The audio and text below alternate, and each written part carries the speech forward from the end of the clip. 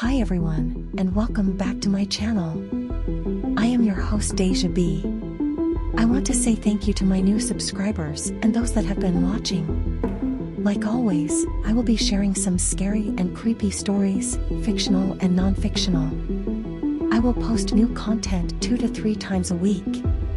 So, with all that said, sit back, relax, and stay away from those dark corners. Thank you. And let's get started.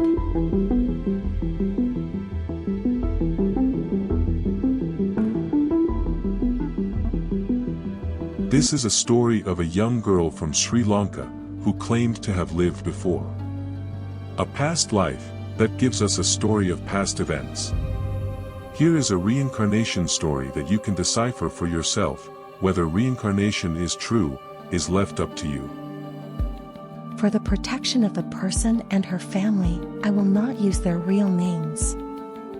Anna, born in Sri Lanka, lived with her parents. Anna remembers past events of her once before.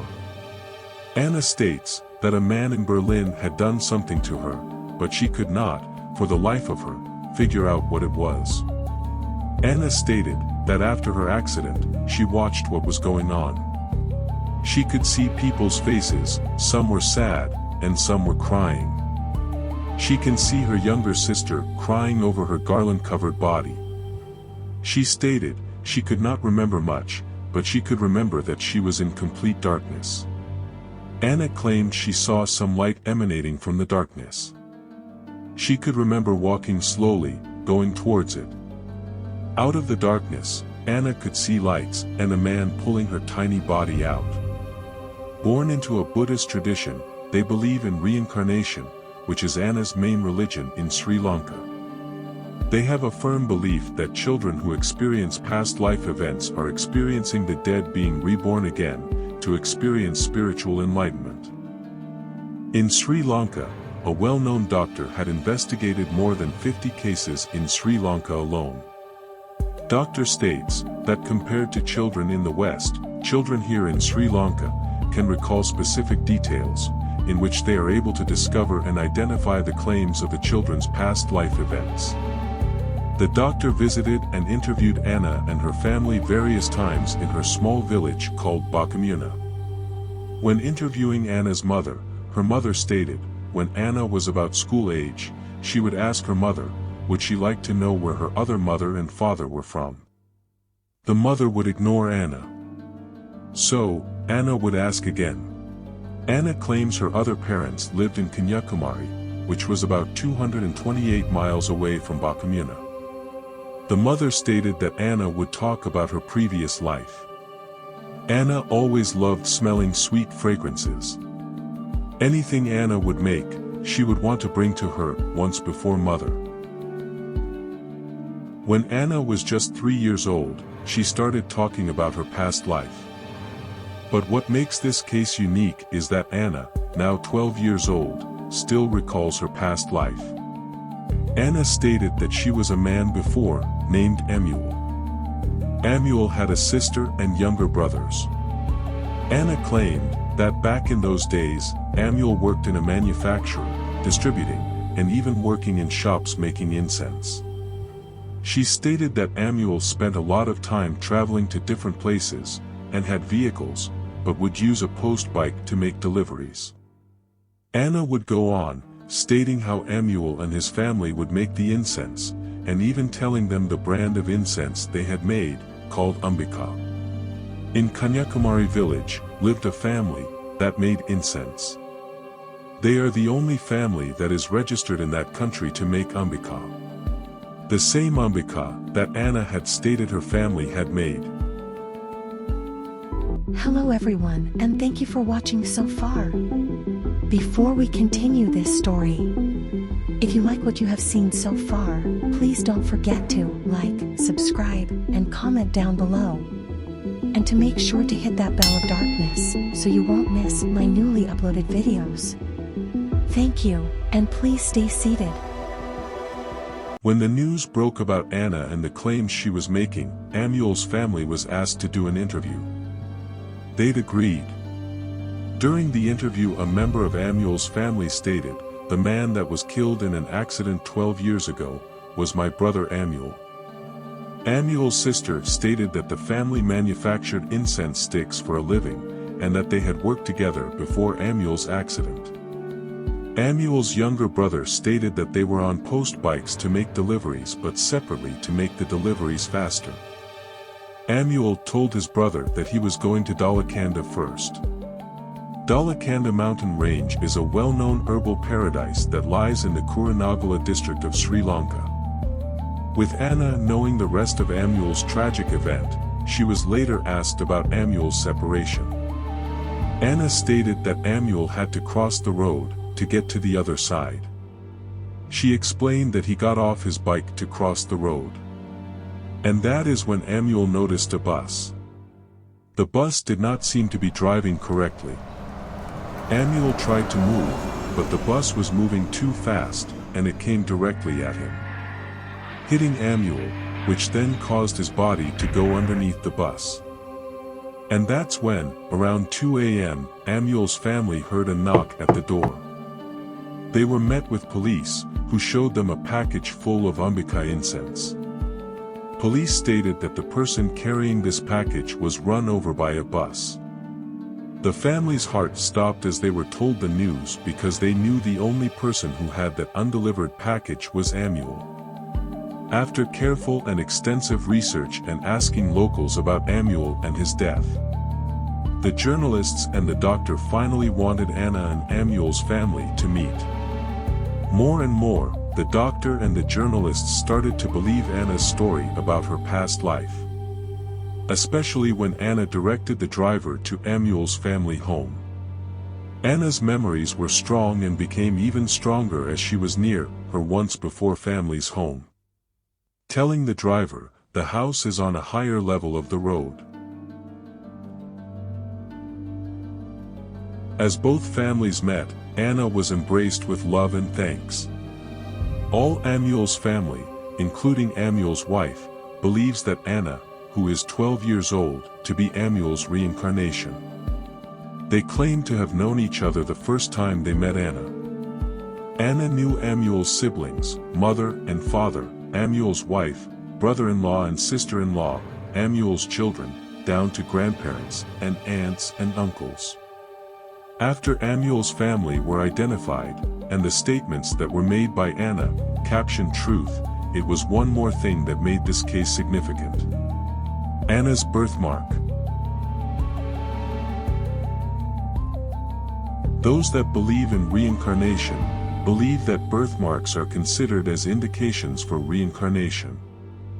Some claim the best physical signs of reincarnation are birthmarks that match fatal wounds of a deceased person. Anna, who had a birthmark on the left side of her ribs, which corresponds to the fatal injuries connected to Amual's injuries from the bus accident. After reviewing Amual's post-mortem report regarding his fatal injuries and the cause of death, they saw that both Amual's injuries and Anna's birthmark correlated, with the birthmark on Anna's ribs on the left side. And one's cultural belief that the dead can be reborn. We are still left to wonder. Can reincarnation be true? Or is it a mere coincidence?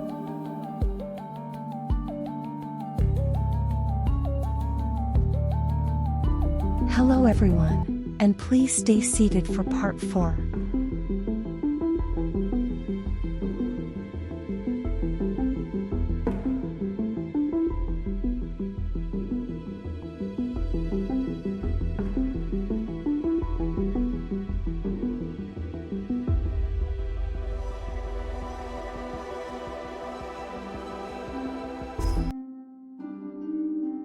In this next story, we will look at a woman who claimed to be reincarnated from dreams she has had since she was a little girl.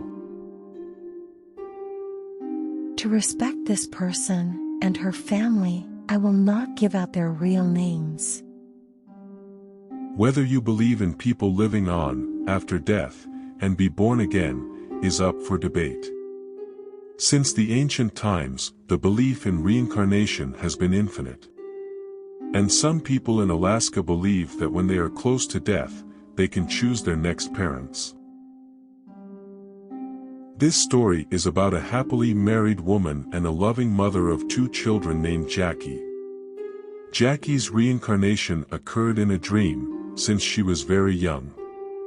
Jackie and her family looked like any other ordinary family.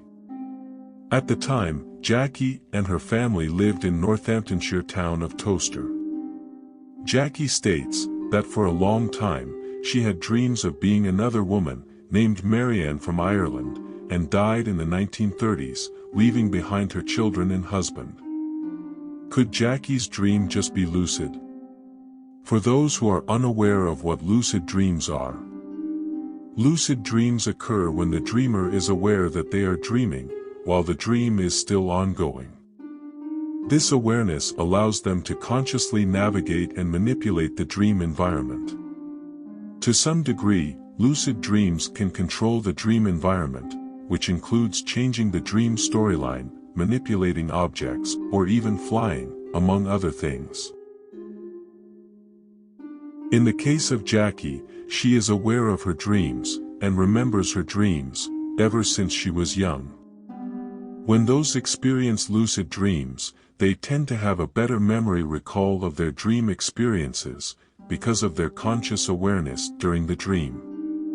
So, could this be Jackie's case? Ever since Jackie was young, Jackie could remember having very terrible dreams of being in pain and being alone in a dark room. Jackie states that she was not at home in her dreams, she states that she was in another place in another timeline.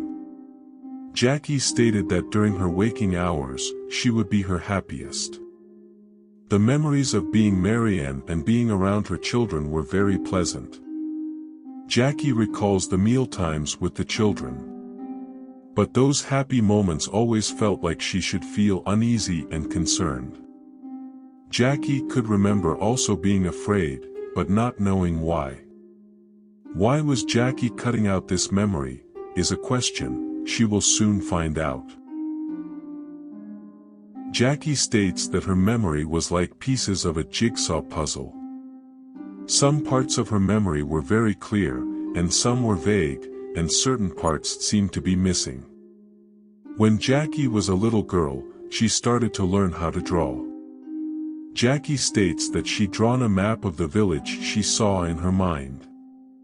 Roads that led to different places, and the small cottage where her and her family lived at the time. When Jackie was able to get a school atlas, Jackie could even locate where it was, in a matter of seconds. She found that small village where she used to live, named Malahide just north of Dublin. Over many years, Jackie kept these dreams to herself. Scared of what people may think of her. No longer feeling held back, Jackie found it in herself to find out if her memories and dreams meant anything. Jackie needed more proof.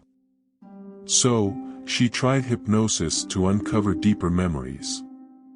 When the hypnotherapist told her to drift away, Jackie began to relax and started to drift off. Jackie's memories started to become clear. The memories that were cloudy began to start shedding sunlight to why she was feeling uneasy and afraid in her dreams. During Jackie's hypnosis, she states that there is a church, and at the end of the pier, at dusk, stands MaryAnn. Wrapped up in a dark shawl, waiting for someone to arrive on a boat. Jackie explained she didn't know who she was waiting for. Though many may wonder, were these real memories of Jackie's? Or is this Jackie having an overactive imagination? Or could this have been a story she heard from her family, and took it, and made it her own? But Jackie's consistency leads her story to seem factual, even though many may have different opinions on this matter. With Jackie going to many sessions at different times, Jackie's story shows consistency in what she tells the hypnotherapist, which he finds evidential and worth investigating further. After her last session with the hypnotherapist, Jackie took her first trip to Malahide in Ireland. A place she'd lived before in her dreams. When Jackie landed in Ireland, she stated that she did not need a map, because she already knew where she was going.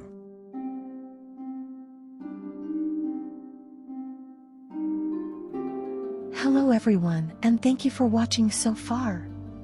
Before we continue this story, if you like what you have seen and heard so far, please don't forget to like, subscribe, and comment down below.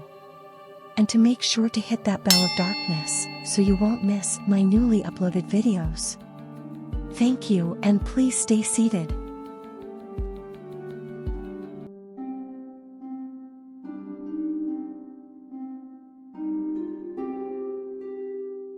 Back in England, Jackie received a letter from a man from Malahide, relating to a mother who had died in 1933.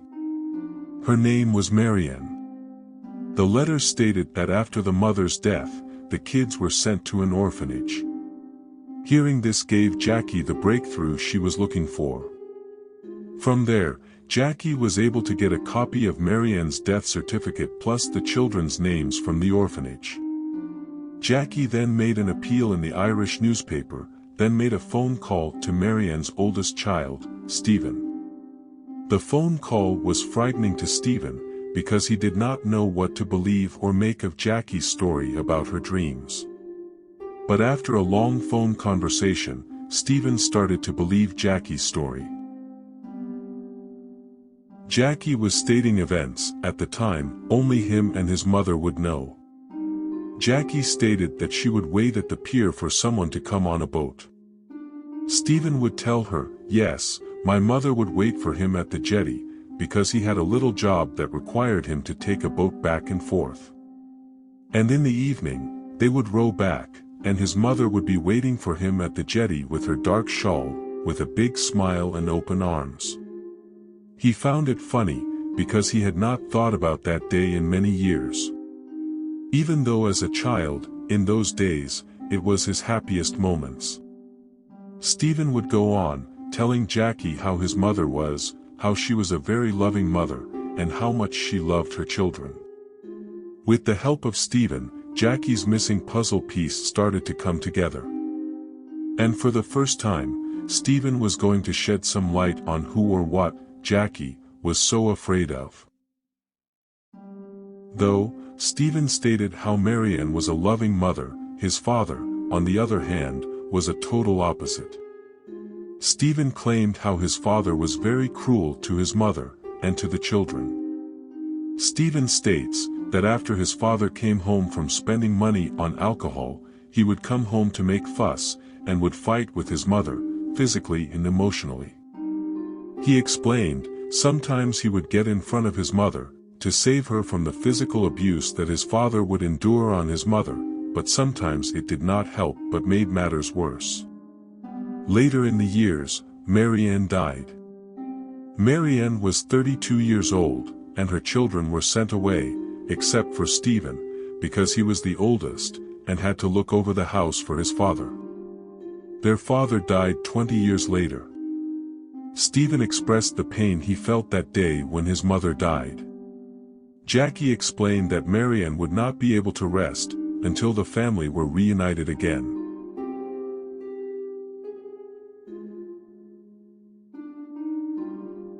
One by one, Jackie was able to contact all the children. Though they were much older, they were surprised to hear the news and see their long-lost siblings. For the first time in 61 years, all the siblings were reunited again. Some siblings lived 15 minutes away from each other for 40 years and did not even know it. A family, once lost, and now found. Once Jackie landed, it was time for them to meet the woman that claimed to be their mother, MaryAnn. After MaryAnn's children talked with Jackie, all her stories from her dreams matched up with their memories of their mother. MaryAnn's children, once unconvinced, now convinced by Jackie's consistent memory recall of the children, and where they lived before she had died. And that, my friends, is Jackie's reincarnation story. Whether you believe in reincarnation, heaven or hell, or resurrection. Many researchers, such as Harry Price, born in 1881, spent half his lifetime trying to find those very answers to the mysteries we all have longed for. With disappointment, Mr. Price died. His work gained recognition after his death. If Mr. Price was living today, he may have seen the answer he so desperately sought so long ago, come to light. Well, whether you believe it or not, it is not up to me to decide for you. Yet, the truth remains elusive and tantalizing, as we know it. Hello everyone, and thank you for watching. And please, don't forget to like, subscribe, and comment down below. And to make sure to hit that bell of darkness, so you won't miss my newly uploaded videos. Thank you.